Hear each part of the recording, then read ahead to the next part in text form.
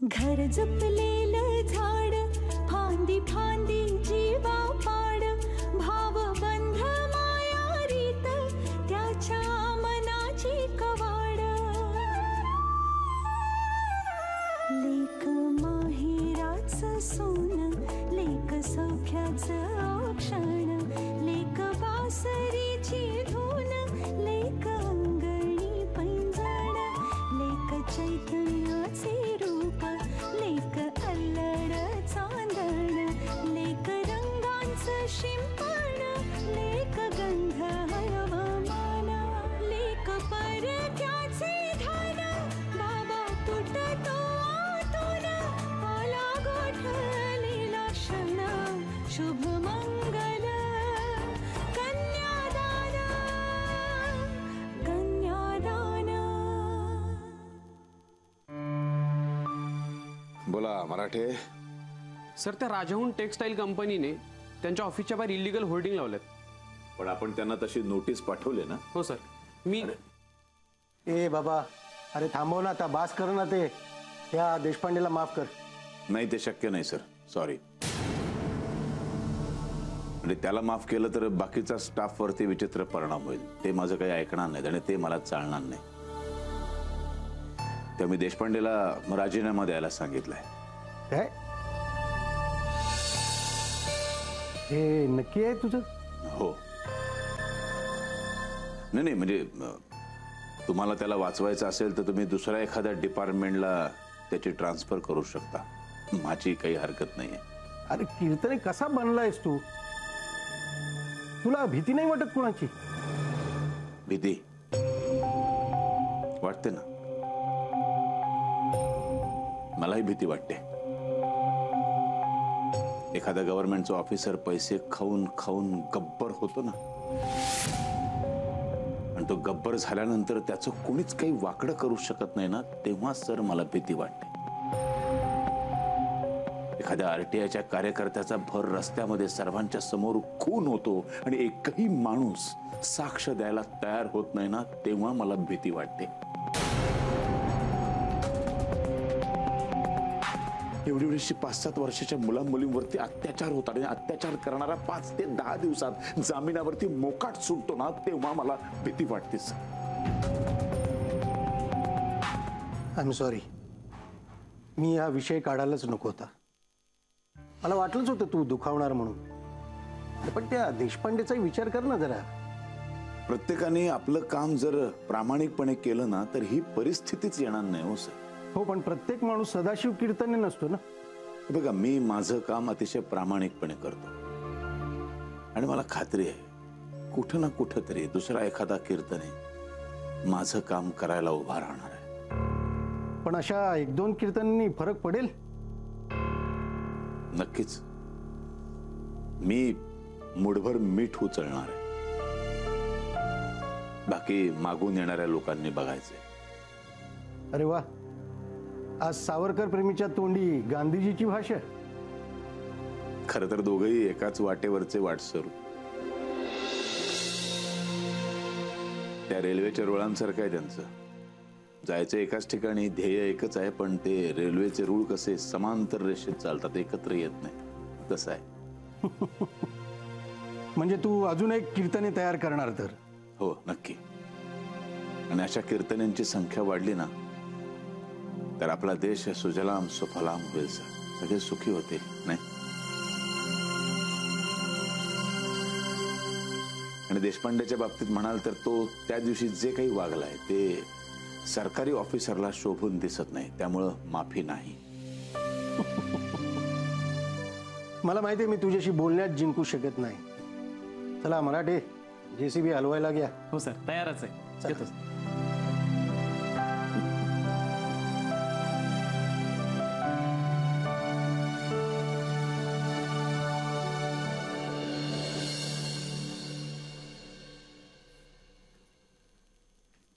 अरे वा, झाला का हिशोब सुरू तुझा?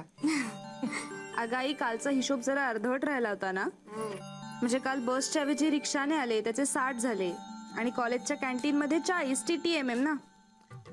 मी हे ATM ऐकलं होतं, आता हे TTMM काय असतं? अगं TTMM म्हणजे तुझं तू माझं मी. वा वा वा, छान छान. बरं थांबा, आता हे हिशोब वगैरे ना आपण नंतर करू. इडली गार होतीये ना, मस्त खाऊन घे पटकन. वाव.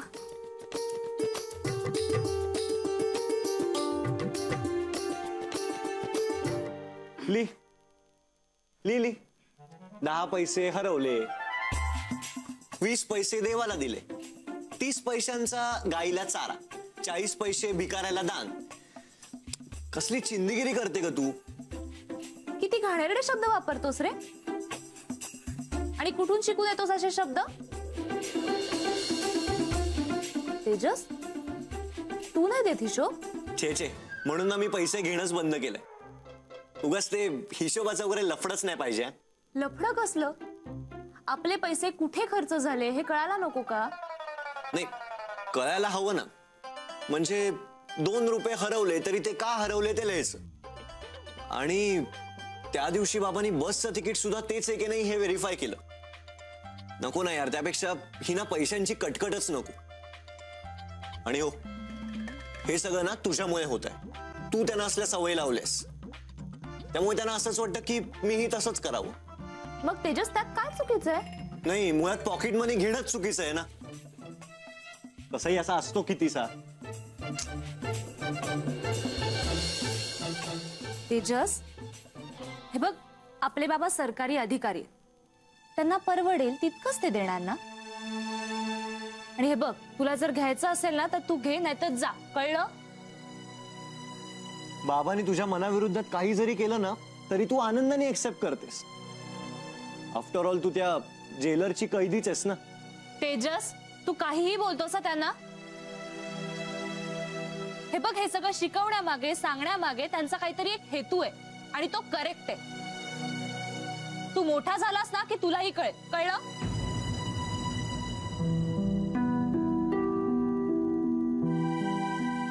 हे बघ तेजू, त्यांना खूप काळजी आहे आपली. आपली नाही, फक्त तुझी. सगळं कौतुक, सगळे लाड फक्त तुझे. माझ्या वाट्याला काय येतं? फक्त टोमणे आणि तिरस्कार. हे म्हणजे ना, तुला सगळे बॉल ऑफ स्टंपच्या बाहेर आणि मला सगळेच यॉर्कर. तेजस, तेजस, अजून अभ्यासाला गेला नाहीस तू? चल जा, ताईला उगाच त्रास देऊ नकोस. आता बोलू पण नको का मी ताईशी? सगळे ना घरात माझ्याशी असेच वागतात. हे नॉटंकी. या आई थांबू दे ग त्याला इकडे. राहिलं चालू द्या. बस. बघितलंस ना ताई, आई पण माझ्याशी अशीच वागते. दादर सगळेच माझ्याशी असे वागतात. बाप रे, इतकं काय वाईट वागतो रे आम्ही तुझ्याशी? मला जे हवं ते कधीच मला मिळत नाही. मला वाटलेलं तू तरी मला समजून घेशील. बोला, काय हवंय तुम्हाला?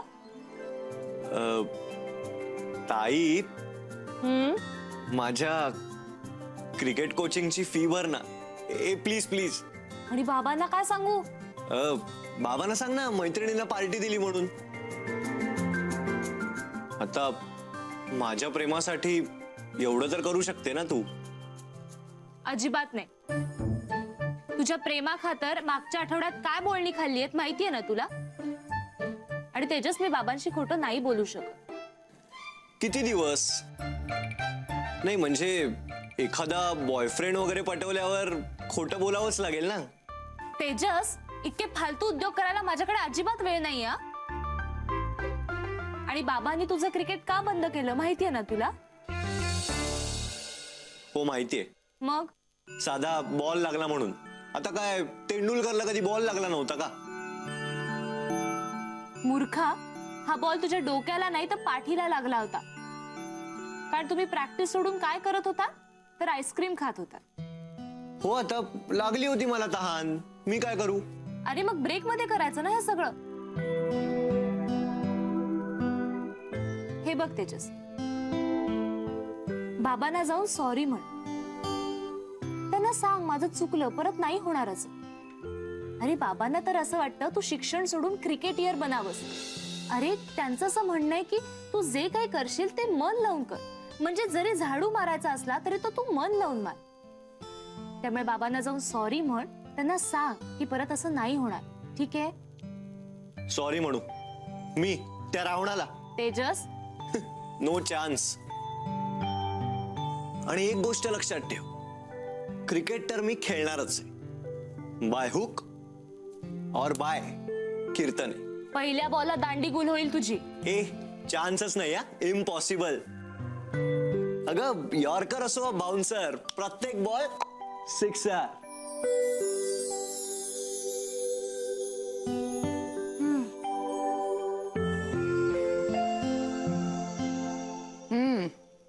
मग काय म्हणत होता तेजस?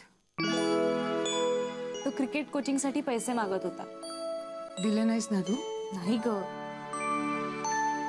आई, पण आपल्याला त्याचं क्रिकेट लवकरात लवकर सुरू करायला हवं, नाहीतर दिवसेंदिवस तो जास्त चिडचिडा होत जाईल. ऐक ना, तू बोललीस का त्याच्याशी? अगं त्याला पहिले बाबांना सॉरी म्हणू दे ना, मग मी बोलीन त्याच्याशी. मी तेजस बद्दल नाही, कार्तिकशी बोललीस का असं विचारतीये.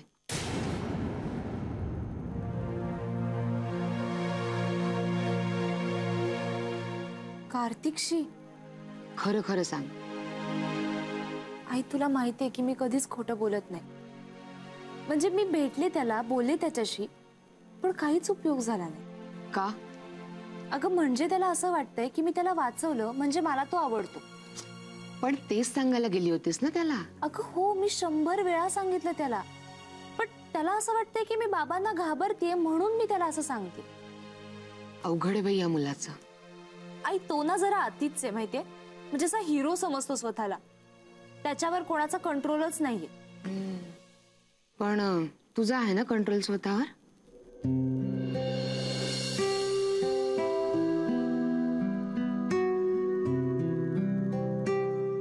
आई तसं नाही ग, पण या वयामध्ये आपलं आपल्यालाच कळत नाही की आपण काय वागतोय, काय बोलतोय. कुणी आपलं थोडं जरी कौतुक केलं ना तर आपल्याला खूप छान वाटतं. म्हणजे तू किती छान ड्रेस घातलाय, तू किती छान बोलतेस, अशा छोट्या छोट्या कमेंट्स आहेत ना, त्या सुद्धा आपल्याला सुखावतात. आई या सगळ्या कौतुकांचा ना माझ्यावरती काही फरक पडणार नाही. यू डोंट वरी. तुमच्या बदलत्या पिढीचं जग बघून मला काळजी वाटते, एवढंच. आई तुला असं वाटतं का की या बदलत्या पिढीमध्ये तुझी मुलं बदलली आहेत? माझा माझ्या मुलांवर पूर्ण विश्वास आहे. पण आजूबाजूला ज्या घटना घडतात ना गायत्री, त्याच्याने माझा जीव खालीवर होतो बघ. आणि तुला तुझ्या बाबांचा स्वभाव माहितीये, स्वतःच्या तत्वांना किती चिकटून आहेत ते. त्यांच्या विचारांचा पराभव त्यांना इतर कुठल्याही नुकसानापेक्षा जास्त दुखावेल. आई म्हणून तर बाबा इतरांपेक्षा खूप वेगळे आहेत ना. म्हणजे आई वडील त्यांच्या मुलांना किती पॉकेट मनी देतात त्यापेक्षा ते आपल्या मुलांवरती काय संस्कार करतात हे त्यांना जास्त महत्वाचं वाटतं. आणि म्हणूनच ते स्वतःचा स्वाभिमान समजतात तुला. पण गायत्री, तू जर कधी त्यांना... आई मला कळतंय तुला काय म्हणायचंय ते. मी अशी कुठलीही गोष्ट करणार नाही ज्यामुळे तू आणि बाबा दुखावले जाल. डोंट वरी. कधी गोडंबा मजा.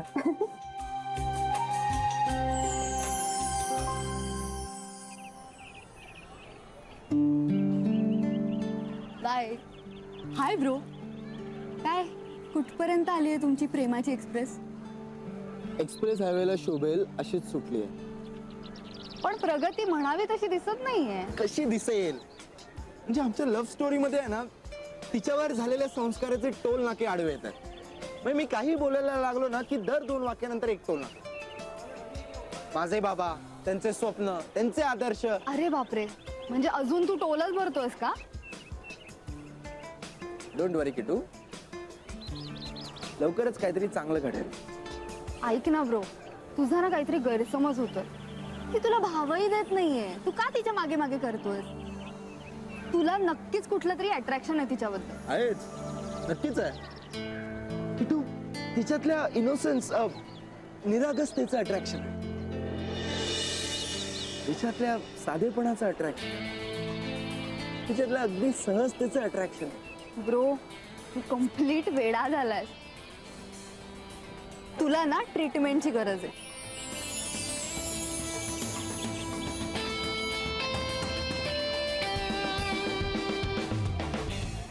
किटू, मी तिच्या बाबतीत खूप सिरियस आहे. and I have decided to marry her. अरे काय बोलतोस तू ब्रो? हो. मी फक्त अट्रॅक्शन म्हणत होते. तू एकदम लग्नापर्यंत पोहोचला. मला एक सांग, तिच्या प्रेमात पडावा असं काय रे तिच्या? किटू तिची प्रत्येक गोष्ट कोणालाही प्रेमात पाडावी अशीच आहे. अरे हो, पण म्हणून एकदम प्रेम लग्न? किटू मला एक सांग, आजपर्यंत माझ्या आयुष्यात किती मुली आले असते? काय भरपूर येऊन गेला, म्हणजे खूप, असंख्य, भरमसाठ, हे सगळे शब्द कमी आहेत. आजपर्यंत अशी कोणतीही गोष्ट नाहीये जी माझ्याकडे नाहीये. डॅडचा इतका मोठा बिझनेस मी माझ्या जीवावर अजून मोठा केला, आणि इतकं सगळं असतानाही मी इतके दिवस ज्या मुलीच्या मागे लागतोय ती मुलगी साधी किंमतही देत नाही मला. म्हणजे नक्कीच तिच्यामध्ये काहीतरी किंमत असेल, काहीतरी स्पेशल असेल की. ब्रो सिरियसली तुझी विकेट पडली. मी एक काम करू, मी डॅडला फोन करून सांगू हे सगळं? नाही सॉलिड नाही नाही, आधी तिला हो तर म्हणू दे, नाहीतर उतावळा नवरा आणि गुडघ्याला बाशिंग असं होईल. ए ब्रो, मी तुला एक साधा फॉर्म्युला सांगू तिला जिंकायचा. काय? तिच्या बाबांना जिंकण्याचा प्रयत्न कर. कारण तिच्या लग्नाचा मार्ग तिच्या बाबांकडून जातो, आणि सध्या तरी तिथे तुझ्यासाठी रेड सिग्नल आहे.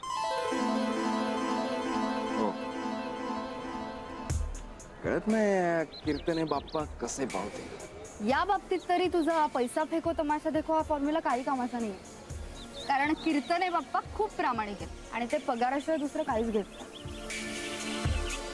कुठली गोष्ट पैशाने आणि कुठली गोष्ट हुशारीने जिंकायची हे चांगलंच माहितीये मला.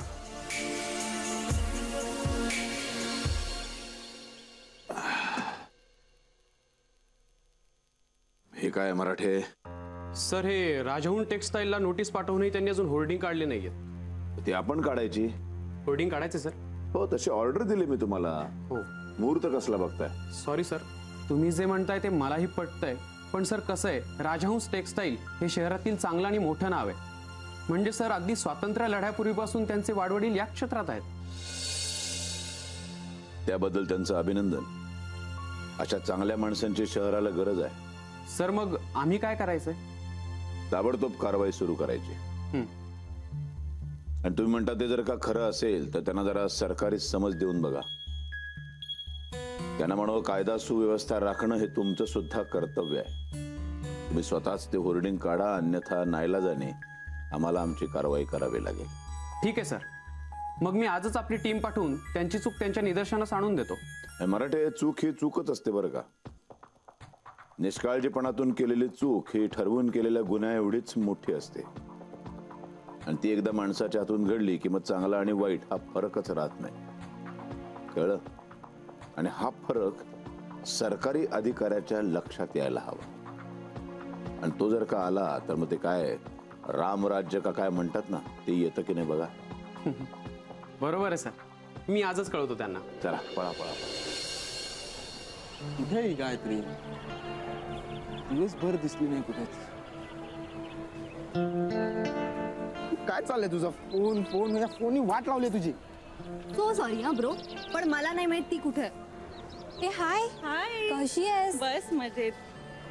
एक पिटू पिटू पिटू, ती मुलगी गायत्री सोबतच असते ना? आय थिंक ती मला मदत करू शकते. पिटू चॅटिंग बंद कर आणि बोलव तिला. हो. पिटू बोलव. पियू, मी चल बाय, आलेच मी. हाय पियू. हाय. मीट माय ब्रो, कम बड़ा भाई, कम जीवष्ट कंठस्थ दोस्त, कम जानी दुश्मन, कार्तिक राजहंस. ए हाय पियू.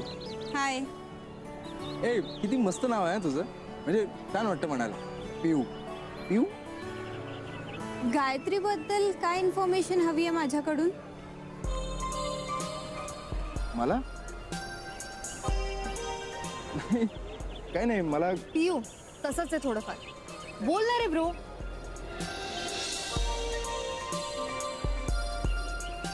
पियू, मला गायत्रीसाठी थोडी मदत करू शकतेस प्लीज? बरं होईल जर तू तिचा नाद सोडशील. हॅलो, मी सिरियसली बोलतोय, टाइमपास करत नाहीये. हो, हे वाक्य तू किती जणींना किती वेळा म्हणालायस, मोजू शकतोस? मी लाईफ मध्ये इतका सिरियस कधीच नव्हतो जेवढा आता आहे. गुड, निघू मी आता? ए पिऊ, तुम्ही जसं समजताय ना तसा मी नाहीये. हे बघ, एक second, just a minute. Hello sir, आपल्या राजहंस टेक्सटाईलला म्युन्सिपाल्टीकडून नोटीस आली आहे सर, आणि ती आपल्यासाठी. काय झालंय तुम्हाला? इतक्या छोट्या गोष्टीसाठी मला फोन? सर पण त्यांनी ते होर्डिंग आजच्या आजच काढायला सांगितलंय सर. होल्डिंग निकलणार नहीं, मैं तो कुछ भी करूं, जिसने नोटिस भेजा है ना उसको खिलाओ पिलाओ पटाओ मनाओ नहीं तो धमकाओ, पण काही झालं तरी होल्डिंग निघणार नाही. आठवड्याभरावर इव्हेंट आला आपला फॅशन शोचा, काही करून हा मॅटर क्लोज करा. Okay? Hello sir. Sir uh, I am so sorry, मला खूप I am sorry once again. Hold on यार, काय इतकी छोटी गोष्ट तुम्ही हँडल करू शकत नाही का? सर, सगळे प्रयत्न करून झाले सर, काहीच फरक पडत नाहीये. सर, तुम्हाला या म्युन्सिपाल्टीच्या ऑफिसमध्ये यावं लागेल सर. सर, तुम्ही आलात तर एक वेगळं इम्प्रेशन पण पडेल ना सर. हां, please sir, please. Address message करा. आणि एक, मी जर आलो आणि काम झालं तर तुमची या महिन्याची सॅलरी कट. ते ठीक आहे सर, पण काम होणं महत्वाचं आहे ना सर. ते तर होणारच, 100% होणार. तुम्हाला माहितीच आहे मी कोण आहे ते.